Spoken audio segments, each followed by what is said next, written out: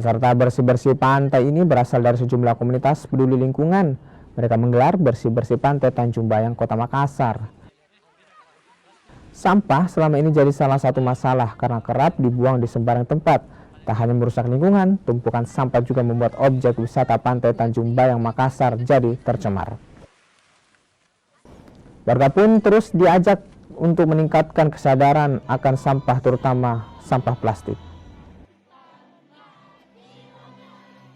Tanggapan saya dari bersih pantai, apalagi sebagai kaum milenial ya, sangat penting untuk kita membersihkan sampah-sampah di daerah sekitar pantai.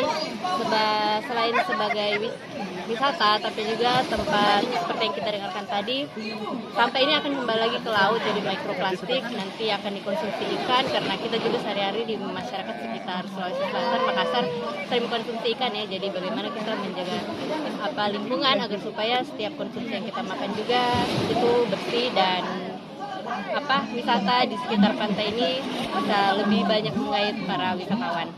Di Sulawesi Selatan dipusatkan di 5 titik, mulai dari Danau Matano, kemudian di pesisir Pangkep, kemudian di Talok, pesisir Talok, kemudian di Pakutere, dan di Tanjung Bayang sini.